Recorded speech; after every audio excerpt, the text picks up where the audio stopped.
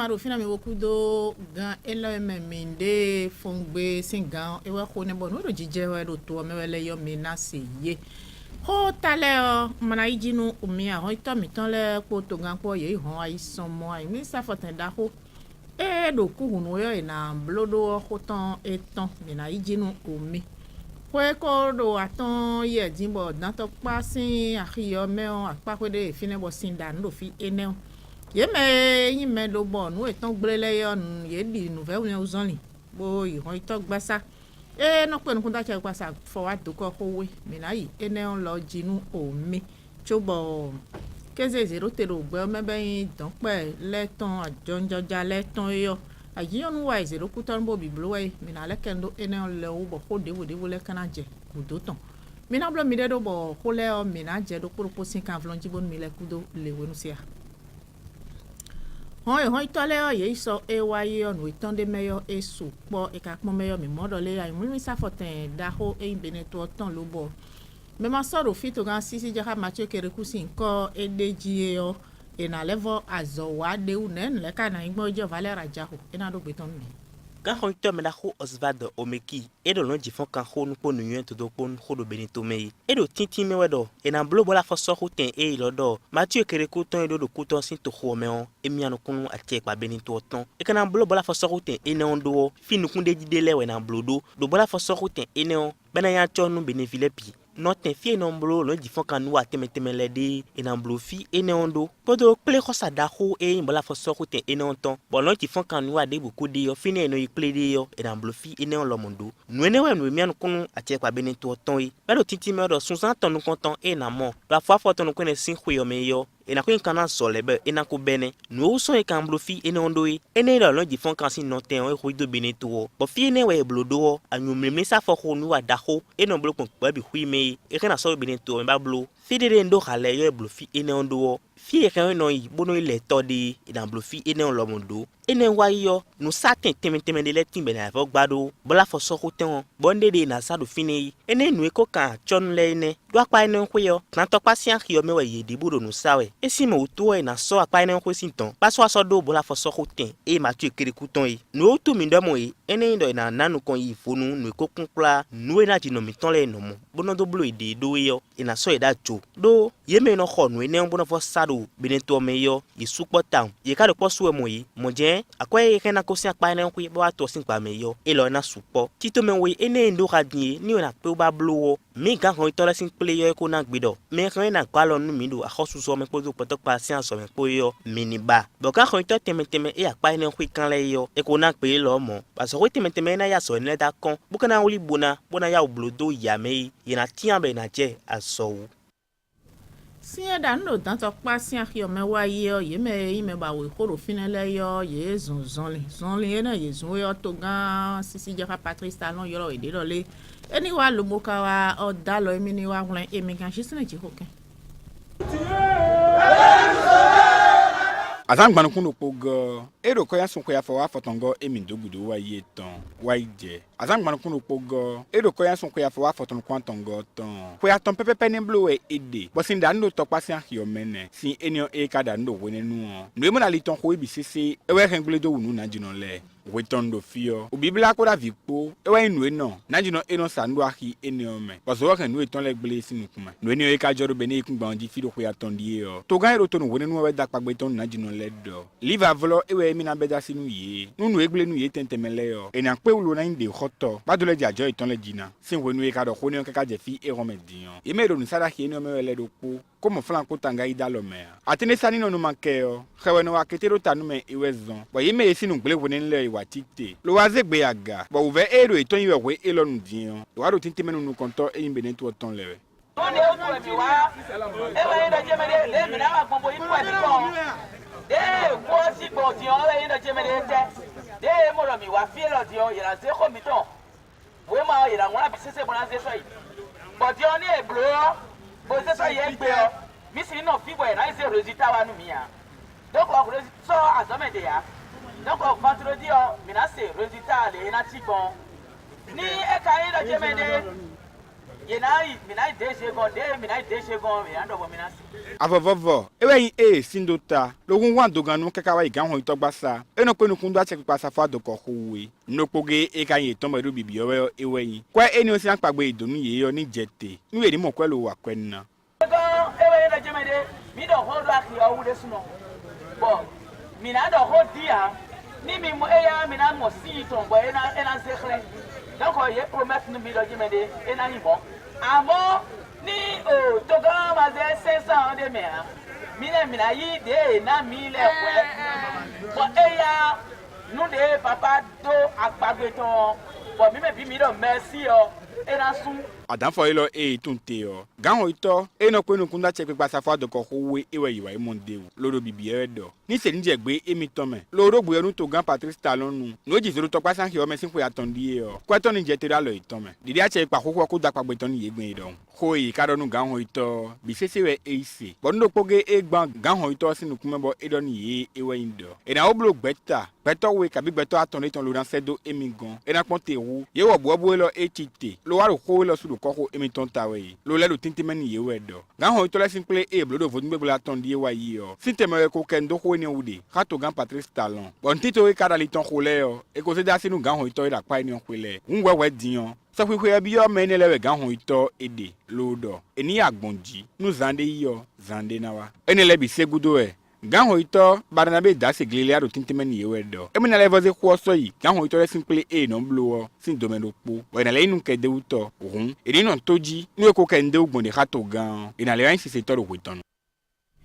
Keze lo po ezero tero me wigbe oji beyin jonjo jale tonton pele sin o keze we eyin ali tonu àìjíjọ́ sì ń wà dókó tí ń bá ẹ̀zẹ̀rọ bẹ́ẹ̀ tó mi tó mi fi gbòòrò bíi blọ́ bẹ́yìn ẹ̀zẹ̀ nẹ́tàn dé nùdúró nù mẹ́hàn ẹ̀wẹ̀ inú tajé ó kẹ́ńdó ẹ̀yẹ̀dẹ̀ ìfalẹ̀ àjàkù.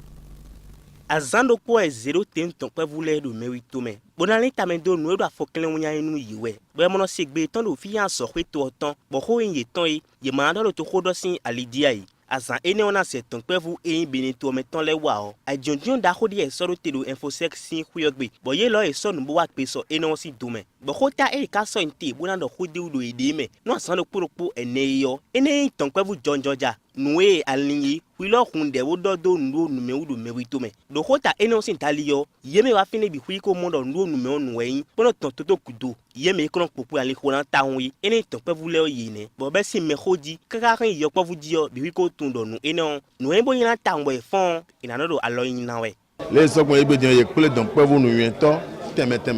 E de me de po. Bo ple be ado kolo nous meon. A forte gagne donc peuvent l'être. Bon, walo te ga miton. Bon, walo ne o mi san ebedion enado dagbe nu to so. Do ndo nu mede de yo. Me we no rengbe do tanwe yo. E me ko lewe. Donc peuvent le we no rendo tan. Afo emi ande, ozo emi na kan, walo emi na san. Bon, nu ne de yena ma sukuton ro bia o.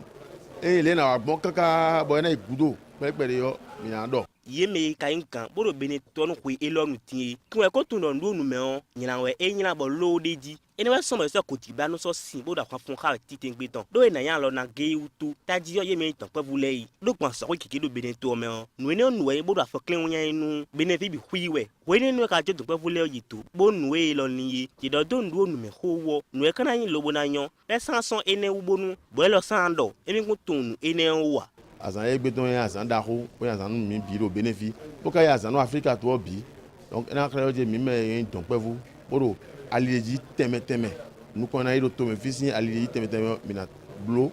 bon walo mi ton debu na ren gle nous mais na wa gudo mi ton le yo debu na ren gle ya to gan mi ton si dira Patrice Talon ko mi pon we bon nous we bo afori de ton ni no meton bi ku na yin azome no mi bo mi lo na yi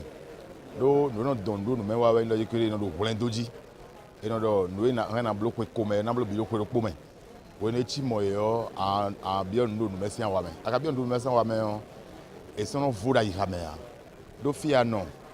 bo no a khosusin dokunkon bo ai hon pono le ajegbe to me o e so yo no ren to de ren no agosin ai ka so no kure so sin oni no me ya e ka so no fi pa sipo a on no emi na pon we lo jekere mi me jiwe to o de jido egbedin bon so mi do fide tende me bon mi da so wa to we yo bon to gan ka de jo mi we yo mi de na blo alopa bi bona yin ponde ou azan kporokpo enesin gblamɛ o ye tɔnkpɛfu eneɔ lɛ o yina dɔ xoɖo yi di mɛ bɔn si kan hɛn na mɔ bɔn le takpo ŋdo nume xoɖo mɛ wi to mɛ tadi yɔ do bene to mɛ yi yina dɔ wa fɔ tɛmɛtɛmɛ hɛn na de kpɔnsɔxoe lɛ bɔn glo ŋdo nume yi yina kɔn xoɖɔ de wa. Lo bene to mi to me fi jin won no alo nu zo e pon we yan e so do do le gan le de so no to flee be no yi flee sin gidi go e so yi mo a hosu we no blo ten pon no me bono na kun di de we ma me kun di we ma na yi lo secuye me o do ku lenu o ye so nu wa mo ko ton da yi lo blo e yin ko yan sun afa fa ton kwa ton sin ko yo ton ya lada down sa e we ka so gan ton do lo blo boja folinu. Nous devons sentir autant d'azoli nous disons ouais zon bon rouler nous quand même de la dasin to mais tening be emi do godo wa ye ganten ya dade wa hirodi e cheju vele bon ye nous kanto kanto so ya edo ala dasin quand même le po e no pe nous kondo agba rouler autant nous e kando etan e do rouler nous quand même do poro etan ko kwa fordo non ten e yan lo nous zo atole temps do ala dasin quand même bon in kan nous ten pon nous non vi metan e plan zo dedi bon e lo e na blo lo cho so kunde ma etan da lo menu ye yesu po lo gege ben na radion de kan we dokpo bale mo wo etan gbin azo vovo yin e plon le tadio e ndi da science e bora kwa nu kan ton yin we kwe ilo me e prevle e a hosu se do mi bo mi hun egbe ni o mi amodo de yekendo bo ma mi ton e mi nonda bo po e we do nu file egbe la ye na da bo ma po mi na du bo na kon e a hosu dogbon quickpen de me o se que mon na quickpen hu e fato si comme de no be azome bono ya azome si kholo ko menje khwa ize mono examen mondo CP et donc nous mon quand un sécurement donc après sécurement il y a CQP après CQP il y a CAP mindo nyonu ntoto bodo sunu ntoto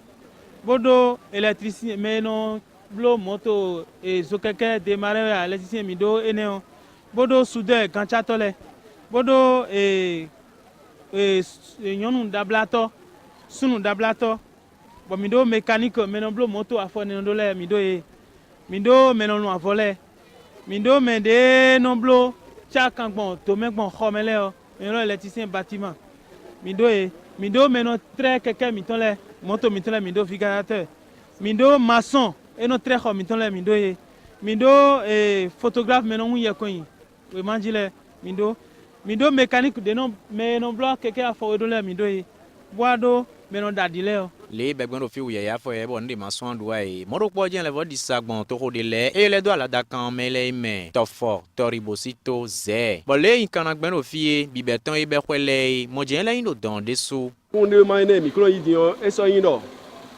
e no blo e mi blo dai bo gan we no dalome bo no izijo me be no izijo préfecture le bo no do alors demain e no ze tribunal bo et non dans le mais ce qu'on demande des sortes de moi igbe qu'on demande ye blo igbe dion qu'on demande na yo bo dion qu'on demande na yi dans le mais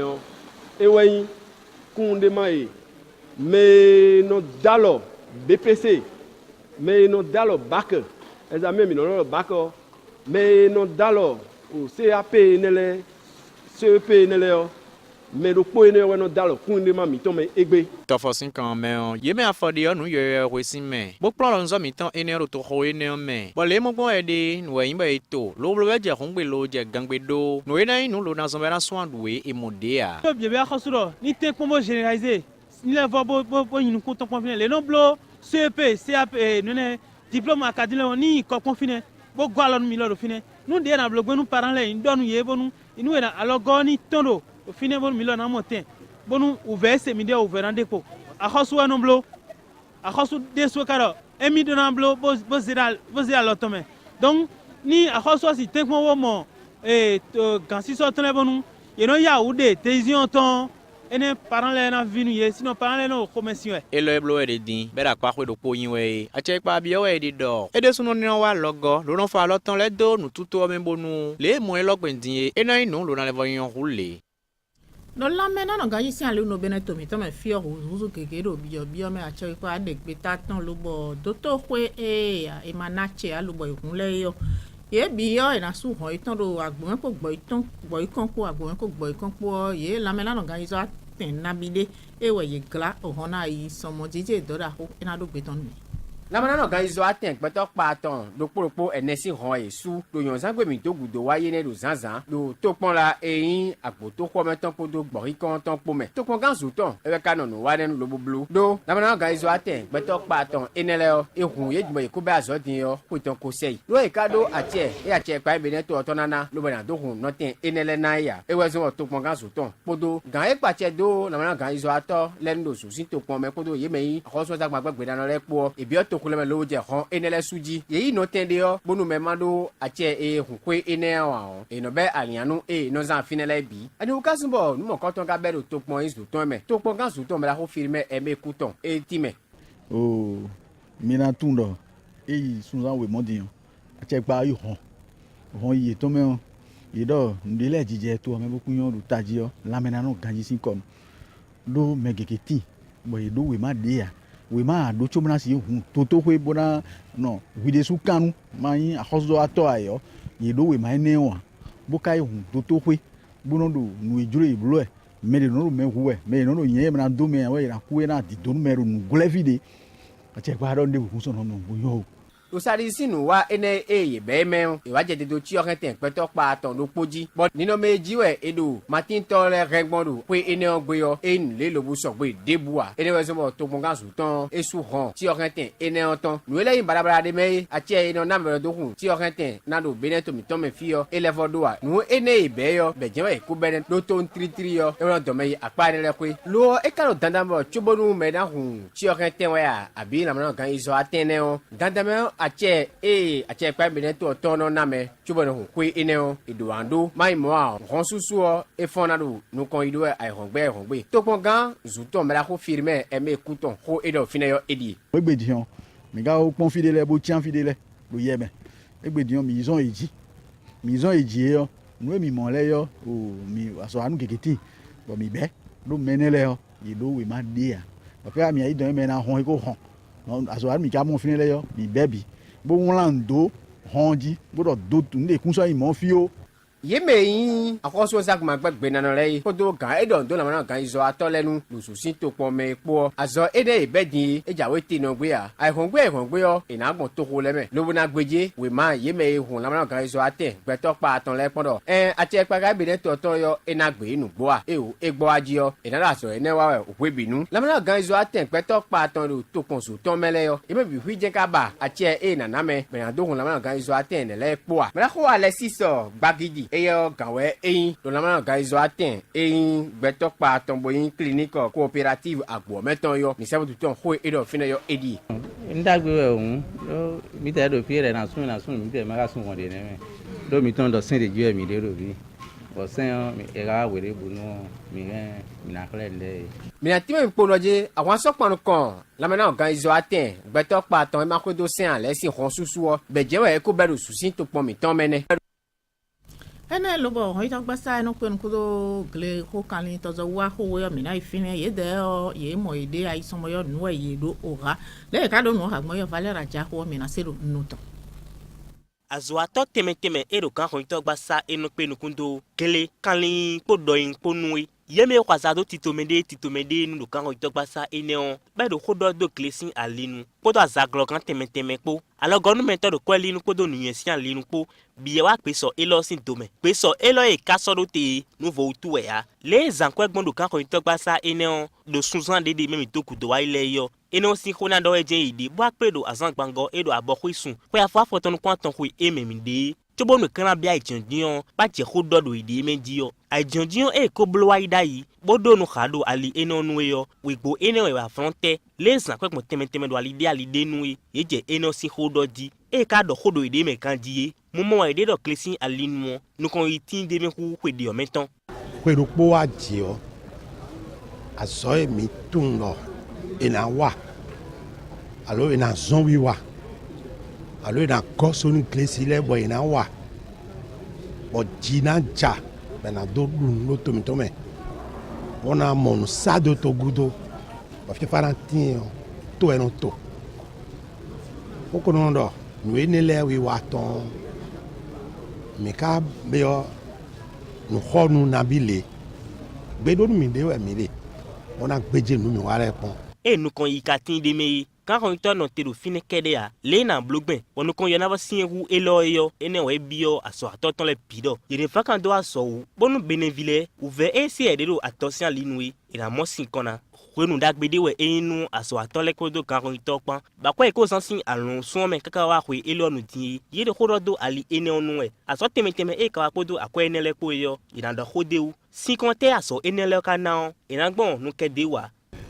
un jinukun vahira himedion anaton agbadeo vahiro kanu anaton tema so a minaton e ayi kumara hime ami bia ko tun nugbo e khu pere nugbo nu e ka khu ne jinukun sodo nu e ran ede amonu ka pobo minawa nu e pota won ni nojile aso ewa mi no clé sans le dio mi so si so alo kere bo blona mi si so alin kere bo blona mo na jeo no do mi de jene mi na le dogode o ona yi nu konde meta ai dion e podo kan gbe de no bodo hodo do ide mewe bonu edo ateti tin ene le na blogben bona mo sin konu ve ton le bonu kon yi e ba we de do clesin alinui e na mo ine podo le na blogben tin bo hwe e me mi na bio yo e na nyon hwe e lo e me mi no ai di e we ho de do ateti do kan ko to gba sa e no pe no kundo kele kan lin po do yin po nui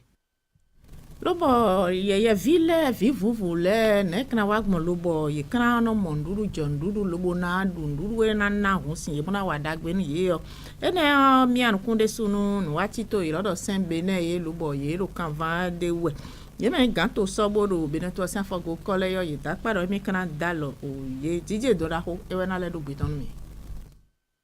gbẹ̀tà sẹ́ńbẹ̀nẹ̀ kódó yémẹ̀yìn gan gbọ́dọ̀ ńdó pélépélé gbẹ̀tà gbẹ̀tọ̀ pa àtàn lẹ́nu yọ yèkó yémẹ̀yìn kọ́mẹ́gàn lò tó pọ́n la lẹ́mẹ́ pélé ló tìmẹ̀nù yèdó ńdú dàgbàmọ́dù tó fi tòsí lẹ́ tán wù ló ńdú dàgbàmọ́dù wọ́ àzọ́n gidi wẹ̀ ẹ̀nà dọ́ndó tó mẹ́ ní kàrẹ́ nà blógbẹ̀ alọ́tẹ̀ kàrẹ́ nà tó fi tòsí lẹ́ gbọ̀ndú dàgbẹ́ karantín lò tó pọ́n la lẹ́mẹ́ wọn ewé sọ̀bọ̀ èjìjẹ́ mọ̀ kọ́tán.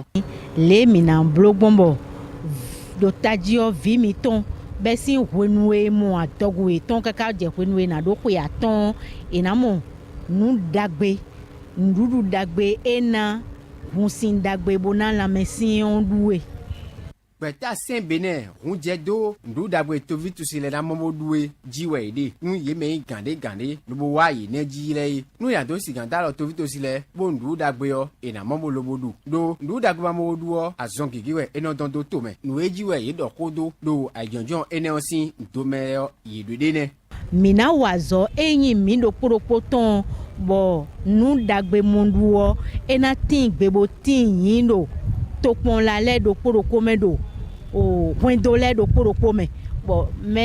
yin gandɔ kloklo nɔ lɛ yɔ ye dɛ ziyan lɔ da kɔnbo dɔ le na blogbɔn bɔ jinukun na tin bɔ ena wuza jana bɔ ena debo yin jinukun dagbe yɔ mina ko kantɔn. lórí tají bóká ilé pọ́n yọ ẹwẹ́ inú kan yìí bẹ́ẹ̀ tómi tọ́ntọ́n kpodo tóbi tó sílẹ̀ sí làwọn ganjí po ńdúdú ọ̀nù tají wẹ̀ eyín lónú kan yìí tó tọ́nu sí àpákwe gbẹ̀tà sẹ́ńbẹ̀nẹ̀ ekpodo yémẹ̀ yìí gan gbọdọ̀ ńdó kúlékúlé gbẹ̀tà gbẹ̀tọ̀ pa àtọ̀n lẹ́nu yọ èdè ẹ̀sẹ̀ ọ̀dà kan lórí emina ìmọ̀ àti ẹ̀pà ìbẹ̀nẹ̀ tó ọ̀tán yìí lóná ẹbíọ̀nù dó lẹ́yìn àbúlógbẹ̀ lóná dálọ̀ tóbi tó sílẹ̀ yìí bọ̀ǹdú dàgbẹ̀nà tíyẹ̀ sí àpákwe bóni kó náà sì nǹkan de yọ yémẹ̀ yìí kọ́mẹ́gan lẹ yọ ẹ̀nà dálọ̀ yìí gbọ̀nàdó sì hùwà àzọ ìtàn. mi gbẹta xɔsu mɔdona makadonu demɛlɛ mi ziyan lɔ dakɔndɔ eyin azɔ debu wɛ na wabɔ mina nɔ gbekpli mɛ bɔ dide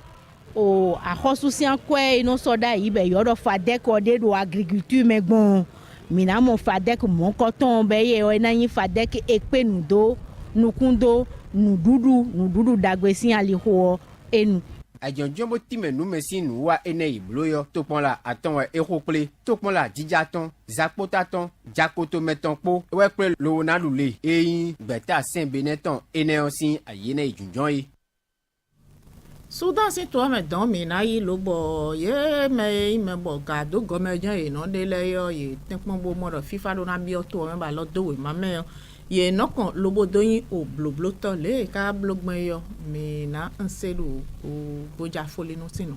do Sudan sin to meyo ni wa genge no posin do mewe ye me imelo mo do pojo egbere do to ni o me ale yo e wa dala we mo do pume lo bi o FIFA Sudan to mana ko riek machao azawe e de din kwen nu FIFA ni le ko anu to eneo bazoda ko ne e loro yuwa we mewe e ale ko wa azin ton koko e ngambo do gan wo tonji mana ko macha ineyo sin wenu e ro sin to ko da ko Sudan ton me lo li asun ko ya fo wa foton ko no pogo ton e mi dogudo wa yi o me yo ko li le ton so inu ba e mo do wenu e ro sin to ko eni o me yo won da ko di we wa ogbeto mo pon e we ka mo kura li ton ko no to gan kire e ya fon ko bi ko lo do FIFA san pagbe do to vito si lewe lo wa no lo ko do no FIFA ni bi yo Sudan sin to me nu bo e ko enu ba do mi mo no wa lo ton le me wa yo chon de vodi me da ko le ko wa lo le ado FIFA ko do no to vito si lewe jiro da gbe e do lo na pala ni to vito si le ton do no e na ko FIFA kan to eni o me yo e wa enu eji tere lo time lo ka time do azanga gbe e wa ye e we me yin gbe do nu gbeta e ma gbo ko do ka che pa we ara yi be wulisu do kwen eni o sin tention e ko jo me da ko do me da ko James gat that dark mo ro po ojen we nu zangbe e mi dogudo wa yi yo me da ko William John Andley yo e ya hwan gan kan da ko ro to eni o me yo elejo e lo do ine nu ya we eni le jo do e de dion sin zo fin plus mo me do po e we ko li e de le sosu lo da ko wenu ye do ro gba sa da ko e ju ba sin to ko ton yi ye me we ka do hwan don wa to eni o me we me da ko ki re po do ma sha po we ma do po me we le wa da lo din lo igbe bona wa ndo po do FIFA kan hi ho sin alinu do Sudan sin to me azan we go e do zo sun po lo meton e mi nde e we da lo we ma eni o me do Addis Ababa sin to ko me eni o we wa do nu hwan eno Sudan sin to me nu ko aton Sudan sin to eni o ko we adade gudo eje ede si ojen we hwan wa pa sin po junjon to eni o me ba sin wo sun ko ya fa wa ton go emi dogudo wa yi bodo ndo bi ba ti to me da ko gbo meton le me o mi mo e de po ndo hwan eni o 18 no Sudan to me o do gbeto atonji o do po jeji we be sun lo ron sin to me we ma elo America dalo dion e we le ado FIFA da ko revo don wa Sudan to me we nu to vito si e ndon ton le ene no vile vode jono vode sana chen mi de su na chen me no monji bon son ko ele premier me no aso kombo to le ndoku tonu ye ta me do ko le sin gbe na chen ye mi de ka fon mi no do gbeji mi yo gberu to na blo o mi ton do yi mi ton wi wa mi ton bi sese o e do a lot ton me e na chen mi ta mo no go de bon so mi na le no po e da bosia